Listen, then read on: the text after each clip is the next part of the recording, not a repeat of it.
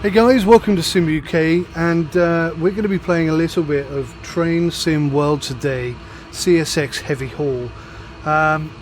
This is one of the scenarios. I'm going to be doing a full review very soon. I've got lots to say, lots to tell you about, good and bad, mostly good, but let's get on with this scenario. You're on yard duty today. There are several locomotive sets that need moving around. When you climb aboard each one, I'll brief you on what's required.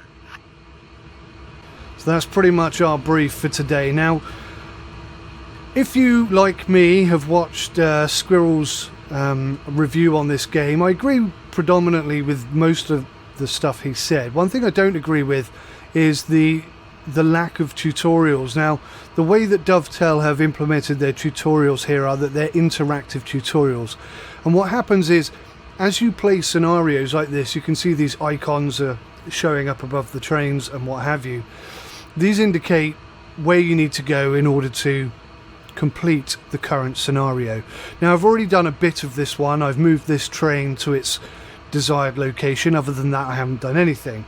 But what it does during the process of guiding you through the scenario is it teaches you the skills you need in order to start up a train from cold and dark, for example. The train in front of us here, that is cold and dark. We will have to start everything up, including priming the engine and starting the engine. But it talks you through the whole thing. Now let me just, because I'm going to have to bring it on the turntable, let me just put the turntable. And you see there my rewards are coming up. That's because I've walked a mile in total. Now, previously, let me just unlock this and shut that door. Previously, I was doing this with the handle and looking at the screen. That's not the way to do it. You look out the window and you use the keys. Basically, it's the same keys, A and D, which is what you use to increase and decrease the throttle on a locomotive. So if you've played Train Sim and you're not new to this world, then that'll be second nature to you. So there you go, that's that lined up. Also, the camera on there is useless. It's okay this end, but the other end is just, because it's located here, it's far too far away. You can't see a flipping thing. Maybe if I had a 32-inch monitor it would be okay, but I can't see anything. Right, so let's jump on this then. Now, what is this one? Is this the 4400? I think it might be. Now, what you won't see here as I'm doing this is that, see how I open the door there? For every single action, well, not every single action, but almost every single action you perform on a train gets you an XP point. So when I opened the door initially, I got 1 XP point for opening the door on this particular locomotive. And then every step that I do. Now you can see there's a little icon here. That's my next step. And it's now going to guide me through every step I need. This locomotive has had several traction motors replaced. It's ready to be put back to work. So flip it around on the turntable and hook it up to the assigned train. Now, I actually think the way they've done this is really good. The only issue you might have is occasionally the things it points at are not the things you want to click on. Occasionally. I've seen that once, and it's easy to get distracted. I'll explain more. So here we need to turn on the radio and the HOTD. I'm not entirely sure what the HOTD is, but anyway, that's all you need to do in the fuse cabinet for this particular train, in this particular scenario. Sit back down and turn on these essential power switches. That's engine run, generator, field on, and fuel pump. So you can hear the radios clicking into action. Now, initially I thought that was pointing back at the fuse cabinet, but if you look above you can see it says 9 yards on it. That's the only indication really that you need to leave the building. Now, something else I've noticed is there's a latch here and there's a latch here, but you only need to open one of them, which I think is a bit odd for Ultimate Realism. Maybe they're attached in real life and I'm being a plum, but I don't know. I'm not entirely sure. Anyway, here's the engine in all its finery, and mostly the only thing you can do here is switch left to prime the engine for 4 seconds. Then you have to let go and switch right to start the engine. Now, one thing I will say about the tutorials that really bugs me is that earlier on I primed it and then instantly started the engine because I'd already done it once. I knew what I was supposed to do. Okay, but if the top left hand corner where it says tells you what to do hasn't specifically asked you to start the engine, regardless of whether the engine is started or not, it will continue. It won't progress until you've done it again. So you have to wait for the tutorial to ask you to do the next stage before you can do it. And I'm not kidding you, there's a good couple of seconds, 3 or 4 seconds delay for each step. That might not seem like much, you might think I'm overreacting, but if you think you've got 100 steps, then you've just added 400 seconds to the process. Now it starts to get a bit annoying. One thing I do like though, is if I close this door here, you'll see that I can't close this door. And that's because this door has a catch on it that the other door needs to catch on in order to lock the latch. So I mean, that's attention to detail right there. And there's a lot of good stuff. If you look at this cable, see how that's wobbling around? I love that. That is attention to detail to the max. Right, now, oh yes, I forgot to do this. Set the isolation switch to run, and then we can sit back down again. Okay, now I like this mechanism of the 2 dots in the straight line. Sometimes there's a thing, I mean, you've got right, you've got left. Sometimes there's a thing in the middle, and I find, oh, do you see that? Sometimes I find it way too sensitive and it's difficult to find the catch. But anyway, we've set the cutout valve to freight. I'm not pretending I know what that does particularly, but that's what we've done. Auto brake to release. Again, I find the auto brake to be quite sensitive. Increase the throttle, and the white pin there represents the brake pipe. We need that at 79 psi. So we're just waiting for that to build up. Doesn't take very long. And there we go. And now we've got some switches to turn on. So these are the ditch lights. These are the rear lights. And these are the front headlights. Now the only other thing we need to do is release the handbrake, which is outside. Different handbrake on each of the 3 vehicles, I believe. Certainly there are 2 different variants. And then twice on the horn. And that's it. We are now ready to go. So if we set the reverser to forwards and increase the accelerator or the throttle to 1, and now we need to release the independent brake. Now actually, let me just do that again. Now, oh, it's not going to tell me now. When it asks you to release the independent brake, it asks you to set it to release. So that's release in the middle. But if you do that, it doesn't release. Well, it does, clearly, because we have, but it doesn't allow you to progress. What you have to actually do is go to bail off. Now, I'm not sure if that's accurate or not, but that's the way it's done. Let me just whack the brake on quickly before we roll straight off this turntable. Is that even enough? Let me just check outside. Nope. I did it too early. Too busy talking to you guys, not concentrating enough. Now you can see I'm using the keys instead of the throttle down here. And that's just because I find it too sensitive. Come on now.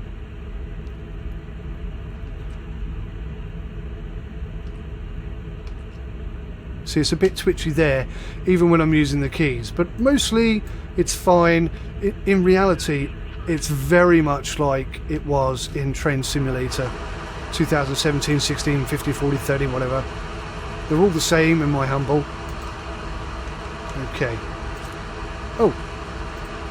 I didn't think about the light. That's the first time I've turned the light on. It probably doesn't make much difference today, but in the future, that would be quite important. Now, what we're doing with this train, let me just show you. We're here on the turntable. You can't see my mouse, so we're here on the turntable. We need to spin it around so that we reverse onto this track here. And you can see that this track will go all the way up here to about here. Yep, here. Then we'll switch these lines and come back along these purple rails here up to the top, and then we'll reverse it into this stack here and connect up with the trains that are here. That's the route we are doing today. So let's begin by spinning the turntable.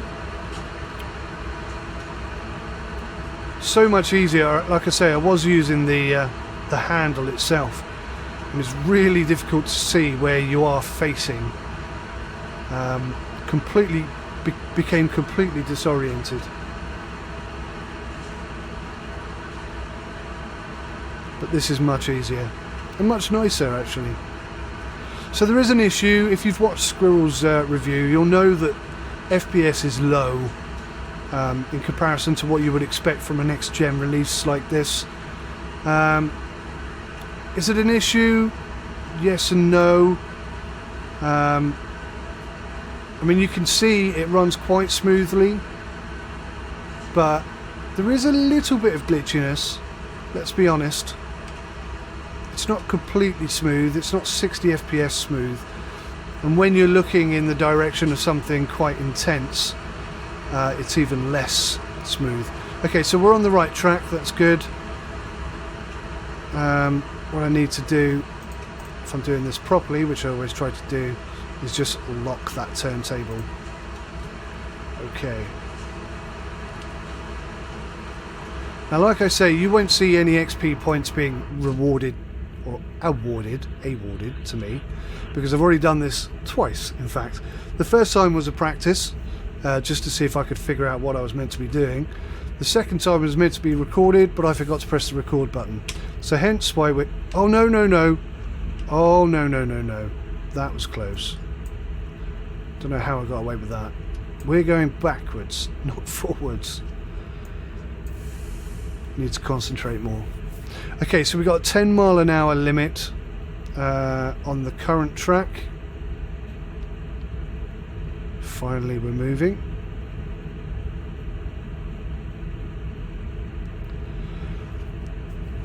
Now, ordinarily, I should get out and manually change all of the points, but for this very first look, I'm just going to do it using the route map, as it were. So we're going to come all the way up here, right the way up to... How far up are we coming? I can't remember.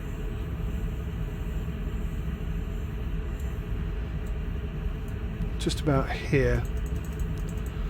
So that's our destination, or desired destination. So 10 mile an hour limit at the moment. Now we're in a 15 mile an hour limit. So we can just boost up the speed a tad. Makes things progress just that little bit faster. Now we don't have speed control on this. Some of the newer trains do. The GE... No, I'm not going to pretend I know which one it is. I think it's the GE CX2. I'm going to have to practice my names. I believe that's the one that has the speed control on it, but this one doesn't. So you have to manually dance the pedal, as it were, or the throttle, I should say. Now this is a live, fully working line. There are trains running up and down here 24 hours a day. Whether in a scenario they're present, I'm not entirely sure yet, but it's highly likely that they are. So all I can recommend to you is, if you're going to cross a railway line, that you have a jolly good look and make sure there's nothing coming, because I have terrible suspicion that you could easily get run over here. Right, let me just check this line. Yeah, okay. So we can drop off. Always press accelerate when I mean to brake. Always do it. Always, always, always do it. Now, have I come back far enough? Oh, no. No, I haven't, because we're on the line that's going to change. Let's just roll back a little bit further. For the interests of realism.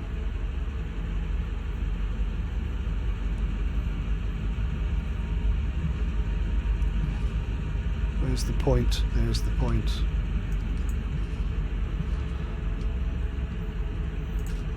Now it can be quite naughty and jump up and get off and move around whilst the train is still moving. Honestly, this game is incredibly immersive. It is so good. I am going to complain a little bit about it occasionally, I think. Nothing serious, honestly, nothing serious. Is that right? Yes, that is right. Is that the line we want? No, that is not the line we want. Whoops. Ignore I did that. That's the one I meant to change. There we go. Changed to the wrong one. That was lucky, wasn't it? So, yeah, but mostly it's just incredible. Really, really amazing. And everything that I was hoping to see is kind of here, if I'm being honest. I'm driving like a complete pillock right now. Bear with me. Not thinking enough, talking too much and not concentrating.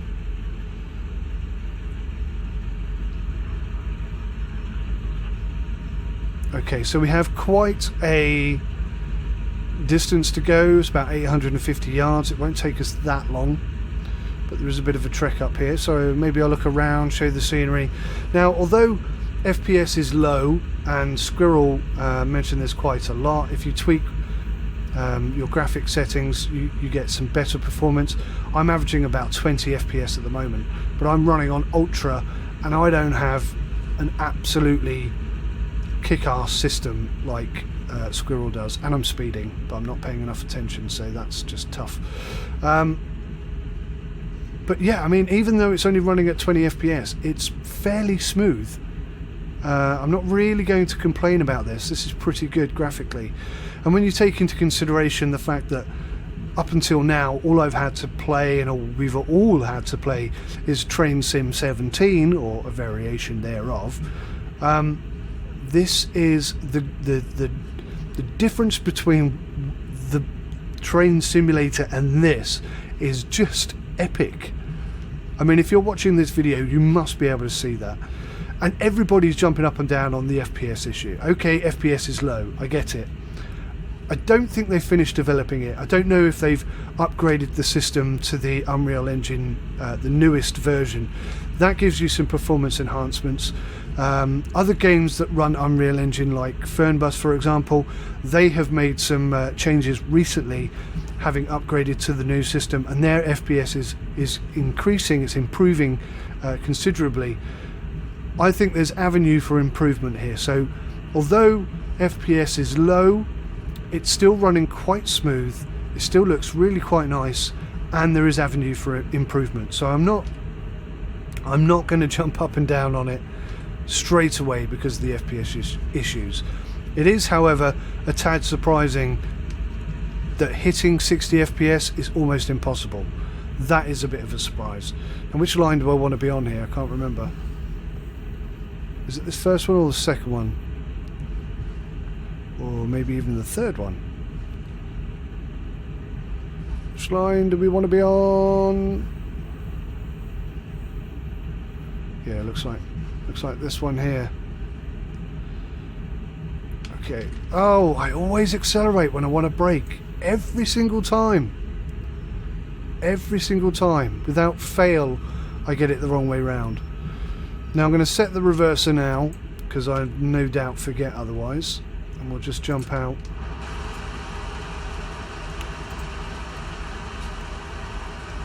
And we'll change the line. Now, which one do I need to change? That is the question.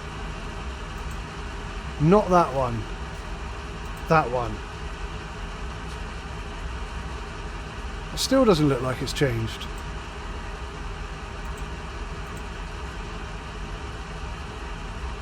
Oh, it's changing here.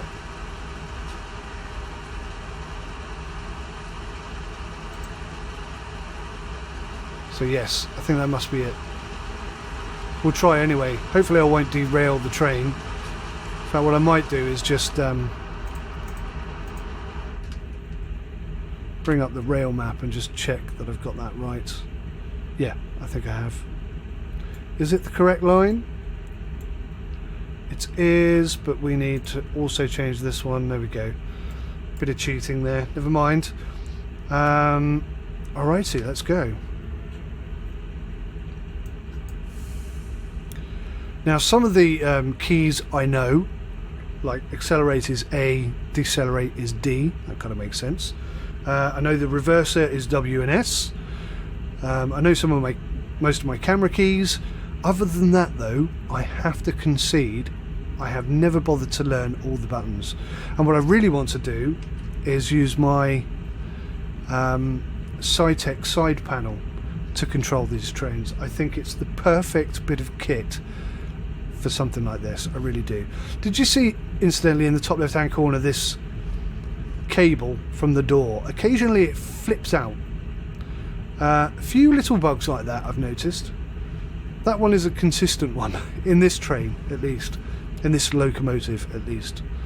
Right, now for connecting one locomotive to another, or one locomotive to a trailer, you want to be hitting it at around about 5 miles per hour, or maybe less, certainly no more. So we're just going to dab on a bit of brake here.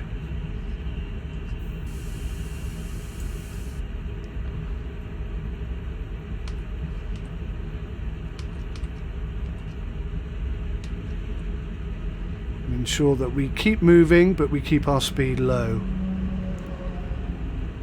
See it do it again? And again. See it just flipping out there a little bit? There are a few little bugs like that. Okay, so that's us. We're done, guys. What we can do now, surprisingly, it's asking me to turn the lights off but not put the handbrake on, but I'm going to put the handbrake on first anyway. Ditch the rear lights.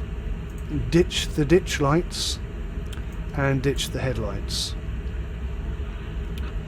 Okay, so that, ladies and gentlemen, oh, have I put this on the wrong? Yes, I forgot to put this on. Now I'll find this really sensitive. Full service, there we go, and return that to center. Okay, is that everything? Have I remembered everything now? Yes. Okay, so that is the first ever section of a scenario complete. I've successfully moved this locomotive down here and attached it to this locomotive. Pretty awesome.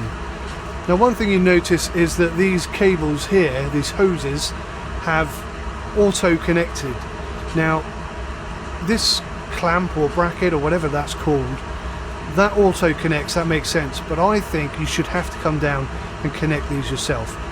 Again, these are just niggles. They're not serious issues. They're just kind of things that I've noticed. You know, I'm all about ultimate realism, and they promote ultimate realism, so shouldn't they take into consideration these things? Now, like I said, I think there's an active 24-hour real-world timetable on this game. And just because we're down here at, forget the name of this place, Cotsworth, something like that, there could still be trains travelling about, so you really need to look what's going on as you're travelling about. Right, into the next train, I guess. How long's that taken? That took 24 minutes. What I might do, guys, is split these up into different videos so that you can see them all and you don't have to watch the whole thing in one go. So that'll be part 1, and we'll move this we'll try and move this locomotive next, and that'll be part 2. Okay, thanks for watching. Take care of yourselves. Till next time. Bye bye.